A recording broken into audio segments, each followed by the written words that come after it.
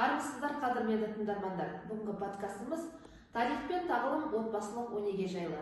Бүгін біз қазақ қоғамындағы отбасының рөлін, қазақи тәлім-тәрбие жайлы әңгіме қозғамақпыз. Бүгін бізде қонақта ардагер ұстаз, аяулы ана, ардақты әже Данагүл Сармантайқызы. Қош келдіңіз.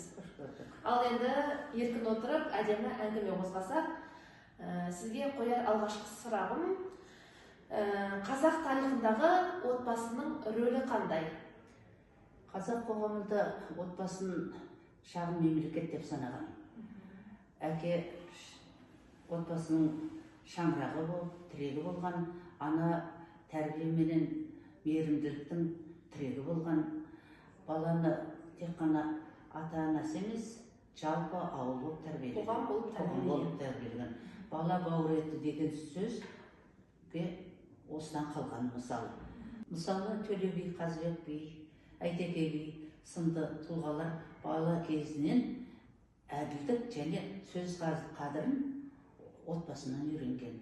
Яғни қандай дау-дамай болмасын, арадағы соның барлығын ол кісілер ақылымен, парасаттылығымен алған, отбасынан алған тәрбиелерімен шешіп отырған. Ал енді сол жаңа айтып жатыр қой, баяғы қоғамда бір ауыз сөзге тоқтаған деп.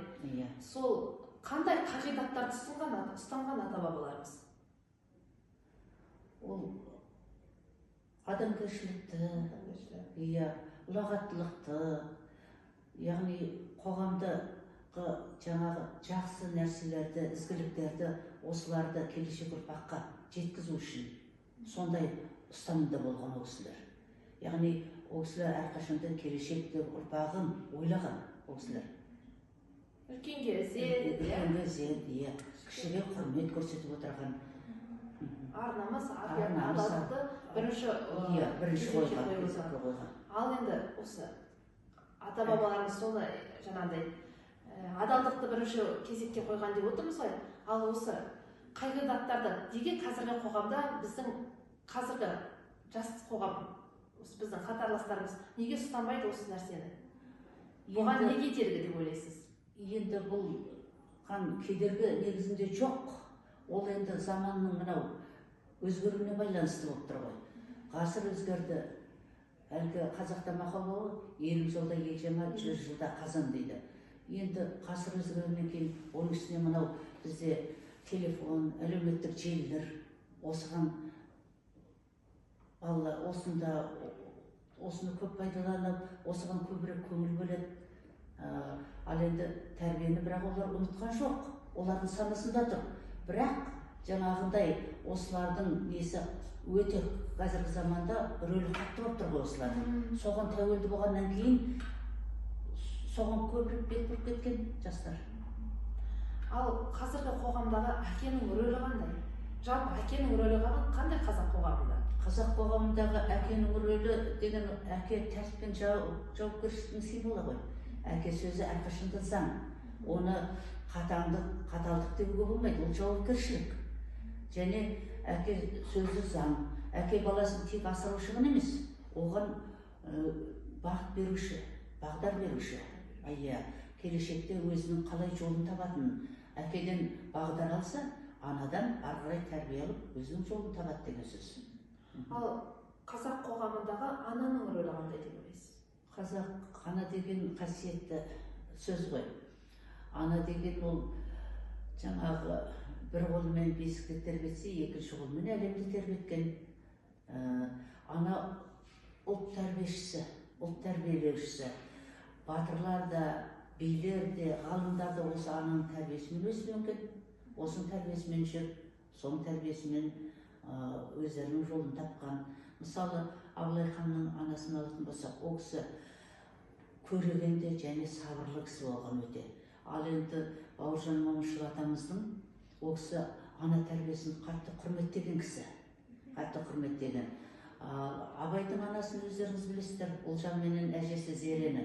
Абайдың абай болып осындай данышпан ғұлама болуына, оның жаңағы қоғамда рухани қалыптасуына осы екісі кісі өте үлкен себеп болған, тәрбиелеген бұл кісілер. Осы кісілердің тәрбиесінен бар абай болған. Ал қазіргі аналардың міндеттері өзгерген бе? міндет өзгерген жоқ бұл кезде, бірақ жағдай өзгеріп тұр. Қазіргі ана әрі тәрбиеші, әрі қызметкер ғой. Қазіргі қоғамда отбасылар қандай қиындықтарға тап болады? Қазіргі отбасында аналардың қиындыққа тәрбие болатыны бұл енді жаңағы аналар жұмыста жүреді. Уақыт аз, уақыт өте аз, уақыт жетіспейді. Ол үйге келгенде үй шаруасы бар, анам күтіп тұрған, бала тәрбиесі бар, күндіз болса жаңағы жұмысы бар. Оның яғни анадан қазір асыраушының рөлінде атқарып отыр ғой. Мысалы жеке баспаналар бар, соларды асыраушы аналары. Аналары әрі тәрбие көрген. Міне сол жерде тәрбиеге, бұл жерде тәрбиеге шамалы ғана көңіл бөлінбей қалып тұр ғой. Тәрбиеге уақыт жетіспей тұр. Уақыт көп рөл атқарып тұр бұл жерде. Ал енді жаңа айтып жатыр ғой, аналар жалғыз бастан жалпы аналар қазір әрі асыраушы болып кетті деп. Бұл жерде сонда әкешілер жауапкершіліктен қашқақтап тұрғаны ғой сонда, қоғам жоқ соны. Енді ол әке қашықпайды ғой, әке қашқақтамайды ғой. Бірақ жаңағы әкенің де рөлі зор ғой бұл жерде. Бірақ жаңағы жұмыс басты осы. Енді олай айтып отырған себебі, мысалы біздің мектепте ата-аналар жиналысы болған кезде 100%-ға деп айтайын, аналар қауымы ғана келеді, әкелерді мүлдем біз көре алмаймыз. Сонда жауапкершілікті сезіне алмағандығы ма деп? Жауапкершілікті сезінеді, сезіне алмайды емес, сезінеді. Жаңағы айтып отырмын ғой, уақыт жетіспей. Олар жұмыста жүреді, қазіргі жұмыста өте қиын. Мысалы өзім бір айтайын, көршім Белаз айтады, Белаз жүргізуші. Мысалы ол 16 сағат жұмыс істейді. 16 сағат, ар жағында 8 сағатта ол демала ма, бала тәрбиесіне не қыла ма, қалай не қылады мысалы. Мінекей осы жұмыстың уақыттың аздығы. Сосын жаңағы аналардың көбінесе мектепке келіп баласына көңіл аударатындығы, соның әкенің уақытсыз жоқ деуге болады көбінесе. Өстіп уақыт жоқ деп ертең болашағымызда бұлыңғыр болып қалмайды ма? Бұлыңғыр болып, енді ондай да қауіп бар, онда ойлаймыз, қауіп бар. Ол үшін білмеймін енді баланы екі жақтап тәрбиелеген дұрыс қой. Әке жаңағы бір мезгіл болса да, жарты сағат болса да уақытысын бөліп балаға бағып беріп отырса, сосын ары қарай ана сөз тәрбиесімен тәлімін үйрете бастайды ғой, үйретеді, жеткізеді деп ойлаймын. Осы тұста бізге арнайы әкелер мектебі деп айтып жатық, біз соны ақырын алып келе жатық та. Осы әкелер мектебін әке балаға қаттырақ көңіл бөлу үшін не істесек болады? Қалай ойлайсыз? Осы қандай шешім қабылдасақ болады, қоғам болып жалпы? Қоғам болып, бұл қоғамдағы үлкен мәселе болып тұр ғой, әкенің несі. Ал енді мектеппенен арада қатынас болу керек, жақсы қатынаста болу керек. Сосын уақыт табу керек, таба білу керек уақытты. Уақыт жетіспейді деп жатырмын ғой мен, енді бір жағынан әкенің де несін түсірмейін деп жатырмын, дәрежесін. Әке деген ұлы тұлға ғой ол. Енді анасы менен отбасында жаңағы баламенен баланың бір мезгіл сырласып, баланың қандай проблемасы бар, несі бар, сонымен ақылдасып, соны бірігіп отырып шешсе, сосын мектеппенен жақсы қарым-қатынаста болса, міне сонда тәрбиенің көзі ашылып деген сөз осы жерде. Жалпы әке ана деп бөлмей қояйық, осы отбасы ұлттық тәрбиені қалай нығайтсақ болады? Ұлттық тәрбиені нығайту үшін жаңағы үйде бірге дастархан басында ашық әңгімелесу керек, баламен ашық сөйлесу керек, ата-ана бірігіп отырып, бірігіп кітап оқу керек. Атасы, әжесі болса, олар ертек айтып беріп, әңгімесін айтып, баланы. Сосын ұлттық дәстүрді көбірек айту керек. Және бір-біріне соны тыңдай білу керек. Бір мезгіл тыңдап, бір-бірін соны тыңдап отырса, мүмкін осы деп ойлаймын енді. Сұрағымызды одан ары жалғастырсақ, отбасындағы рухани байлықты қалыптастыру үшін не істеуіміз керек? Ол үшін жаңағы салт дәстүрді үйрету керек, ата-анасын менен атаның әңгімесін тыңдау керек, шежіресін білу керек, қазақи мақал мәтелдерді осыларды қолдана білу керек. үйде кітап оқу дәстүрін қалыптастыру керек.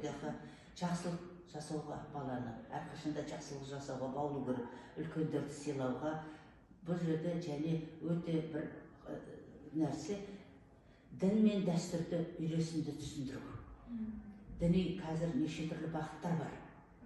Сол бағытқа, әртүрлі бағытқа балалар кетіп қалмау үшін дін менен дәстүрді үйлесімді түрде қалыптастыруымыз керек. Ал енді осы соңғы сұрағым болсын. Бір ауыз сөзбен отбасының маңызын қалай айтар едіңіз? Отбасының маңызы, отбасы тәрбие бұл. Отбасы тірек, отбасы дегеніміз бұл тағдыр. Көп рахмет. Бүгін біз тарих пен тағылым арқылы отбасының құндылығын сөз еттік. Әр шаңырақта береке, бірлік болсын, есімізде болсын. Ұлтымызды сақтайтын заң емес, тәрбие. Ал тәрбие отбасынан басталады.